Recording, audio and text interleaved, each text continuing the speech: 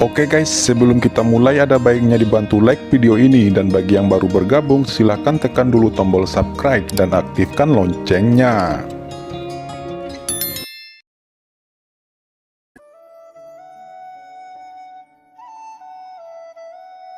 Untuk sesaat domain bela diri menjadi sangat kacau. Kinchen yang masih berada di dalam cakram Gio tentu tidak tahu apa yang terjadi di dunia luar.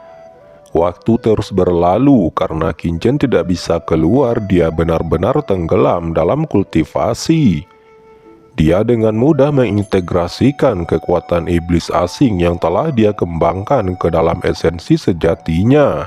Tanpa hambatan apapun, ini mengejutkan Kinchen. Kinchen tiba-tiba terbangun, dia berdiri dan menemukan bahwa dirinya telah berada di cakram Gio selama lebih dari 3 bulan. Kinchen terdiam meskipun retretnya hanya 3 bulan itu telah menghabiskan begitu banyak sumber daya.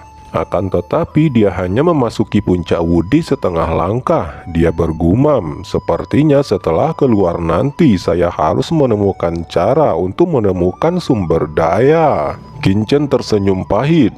Bos, apakah kamu sudah bangun? Ucap Xiao Yi dan Xiao Huo berterbangan di sekitarnya. Sementara itu kucing hitam besar tidur malas di samping. Adapun skeleton Rudder dan Mokara dan Kaisar Changwu kuno, mereka semua masih berlatih. Wah, tingkat kultivasimu telah meningkat pesat, ucap kucing hitam besar melihat Kinchen telah selesai dari retretnya. Apakah banyak peningkatan? Bukankah itu masih setengah langkah Wudi? Jawab Kinchen menggelengkan kepalanya. Tuan, retret Anda sudah berakhir. Mokara dan yang lainnya juga terbangun dari latihannya saat ini dan tiba-tiba datang ke sisi Kinchen. Mereka merasakan aura di tubuh Kinchen menjadi lebih menakutkan. Kinchen mengangguk dan bertanya kepada kucing hitam besar itu, bagaimana dunia luar? Bisakah kita keluar sekarang? Kucing hitam menjawab, kekuatan runtuhnya ruang memang sudah sangat melemah, tetapi dengan kekuatan Anda saat ini Anda seharusnya belum sanggup menahannya. Kinchen tiba-tiba mengerutkan kening dan berkata, berapa lama waktu yang dibutuhkan untuk itu benar-benar menghilang? Sulit untuk memastikannya, 3 atau 2 hari atau mungkin saja 3 atau 5 bulan lagi, jawab Tuan Kucing. Kinchen bertanya, tidak, aku harus keluar secepatnya, apakah ada cara lain?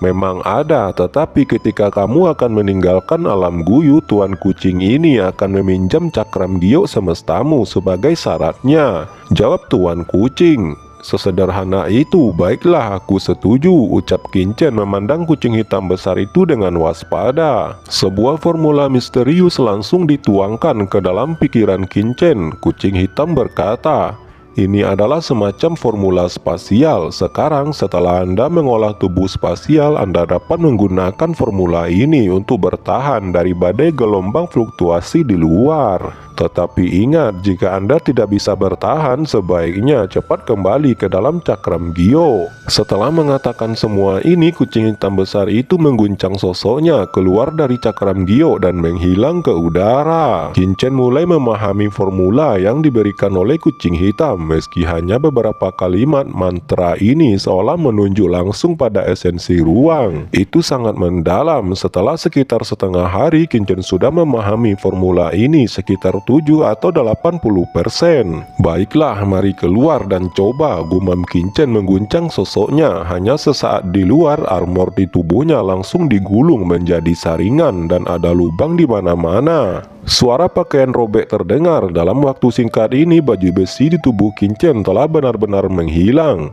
Kinchen segera mulai menggunakan formula spasial yang diberikan oleh kucing hitam besar. Sesaat kemudian permukaan tubuh Kinchen membentuk warna emas, seolah-olah perisai tak terlihat muncul.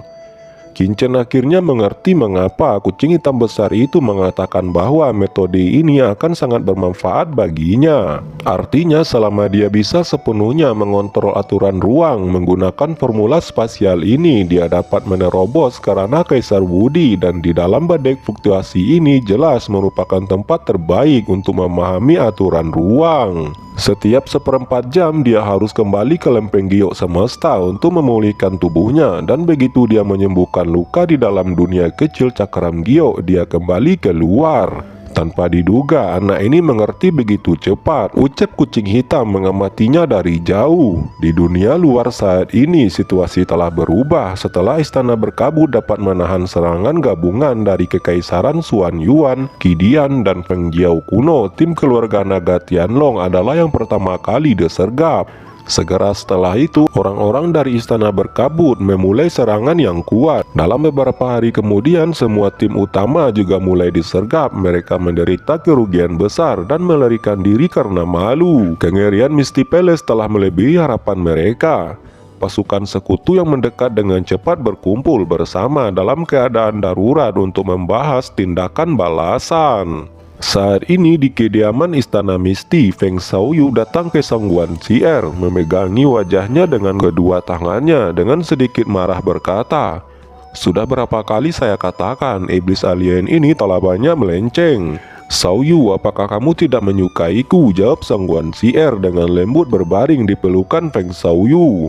Feng Xiaoyu berkata, "Xier, kamu adalah orang yang paling mengenalku sejak pertama kali aku melihatmu.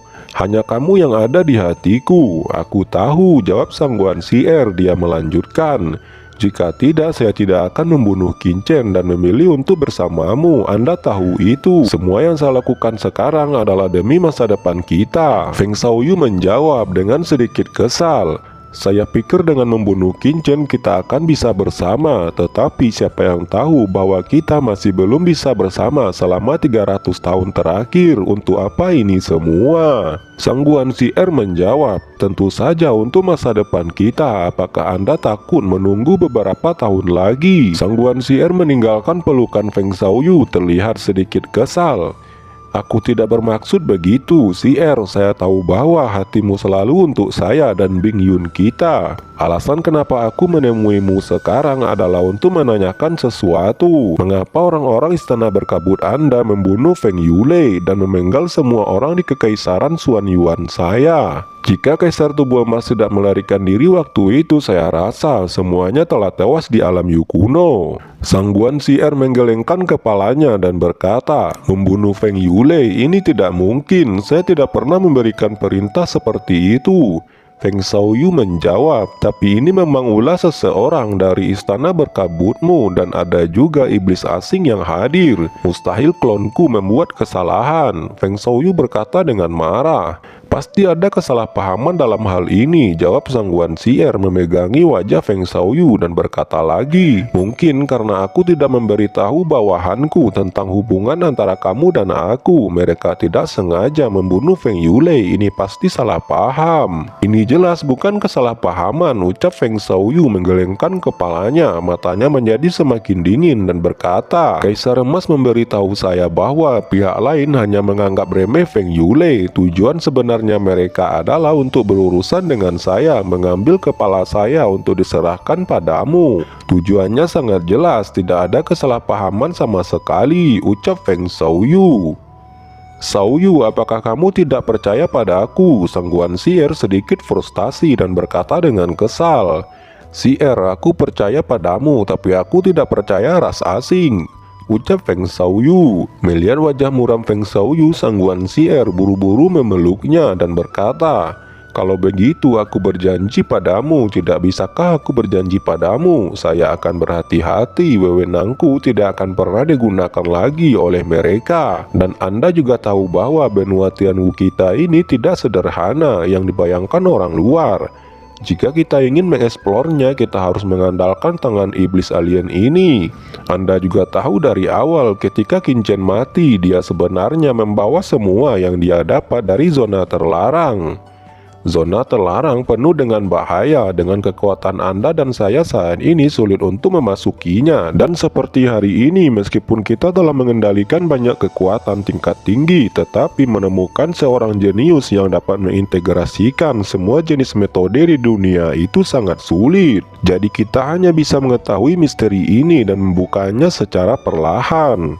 Mendengar ini, ekspresi Feng Xiaoyu sedikit lega. Dia berkata, berbicara tentang Qinchen, saya juga mendengar bahwa selama di alam Yu kuno ini tampaknya ada seorang pemuda jenius yang diutus oleh Papiliun Pil.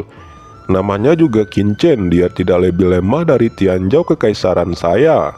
Saya juga pernah mendengar tentang itu. Bakat Qinchen ini sangat menakutkan. Bahkan Nurong Bingyun hampir menderita kekalahan saat berada di alam Guyu. Namun saya mendengar bahwa orang itu telah meninggal di alam Guyu, jawab Sang Guan Xier menggelengkan kepalanya. Feng Xiaoyu berkata dengan jantung berdebar, apakah Anda juga berpikir orang itu adalah...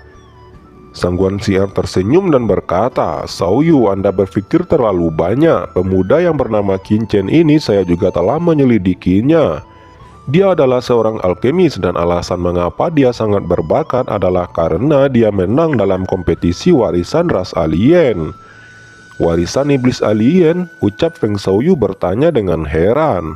Sang Guan Xier mengangguk dan menjawab, warisan itu disebut warisan ibu kota selatan kuno. Anda juga tahu bahwa saya telah bekerja sama dengan ras asing selama bertahun-tahun. Jadi saya telah menyelidiki urusan mereka di tahun-tahun itu. Ada juga alam rahasia iblis surgawi di surga utara. Saya secara pribadi telah melakukan perjalanan ke tempat-tempat utama di benua Tianwu ini. Dan saya juga telah menemukan beberapa alien yang sedang tertidur. Para alien ini telah berkembang secara diam-diam di seluruh benua, tetapi mereka belum menjadi ancaman buat kita.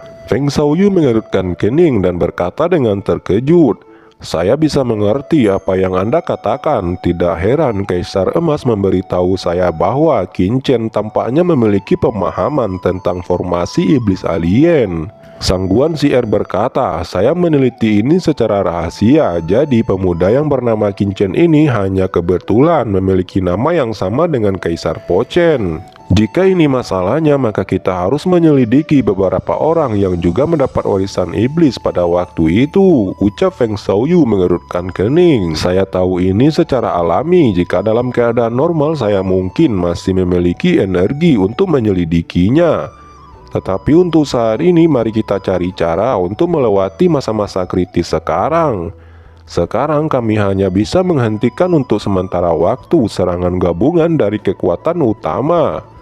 Jika kita benar-benar membiarkan kekuatan utama ini terus bergabung dengan kekuatan Anda dan saya khawatir itu tidak akan mampu melawan mereka. Bagaimanapun tanda suci garis keturunan dan kekuatan lain memiliki latar belakang yang dalam dan tidak mudah untuk ditandingi, Feng Xiaoyu menjawab. Ini mudah saja, biarkan kita mengadu mereka secara diam-diam. Aliansi ini secara alami akan pecah dengan sendirinya. Feng Xiaoyu tertawa. Kedua belah pihak berbicara sebentar sebelum mereka berpisah satu sama lain.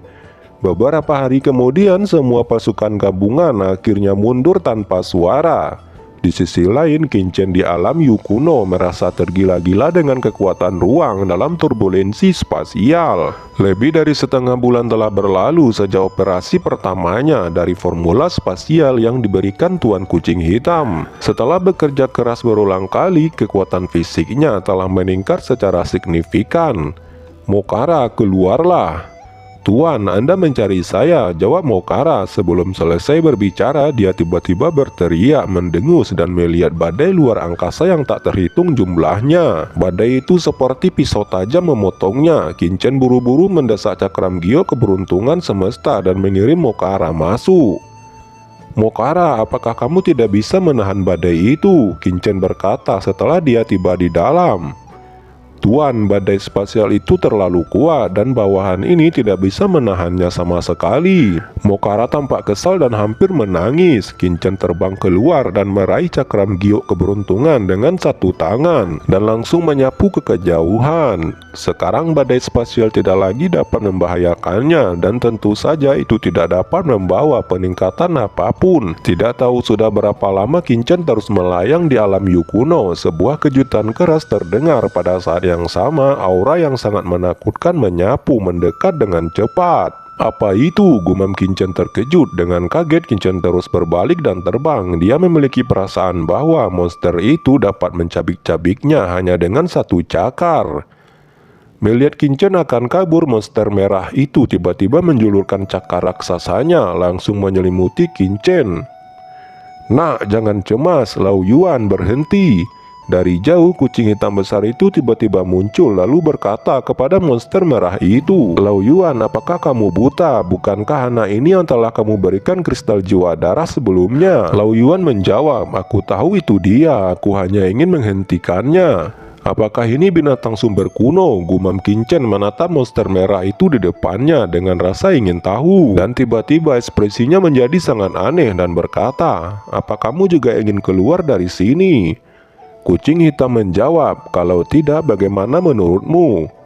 Kincen berkata, "Tapi dia adalah binatang sumber kuno dari benua setan asing. Jika saya membawanya ke benua Tianwu, maka takutnya umat manusia nantinya."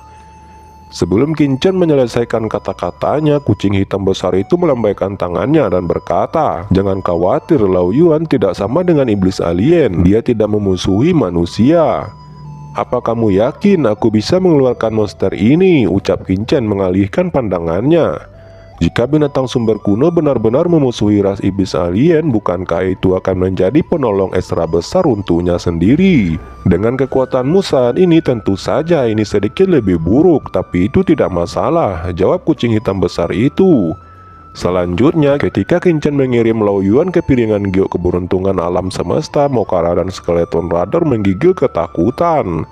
"Sekarang ikuti aku," ucap kucing hitam. 3 hari kemudian, kucing hitam besar membawa Kincen ke gua bawah tanah misterius.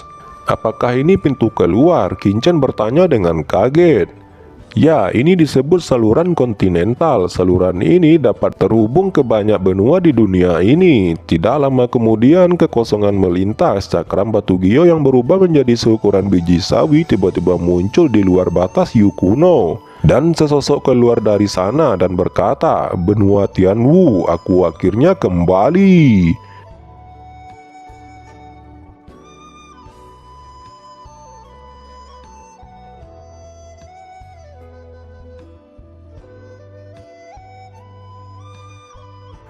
Oke teman-teman, terima kasih sudah menonton. Jangan lupa like, komen, dan subscribe.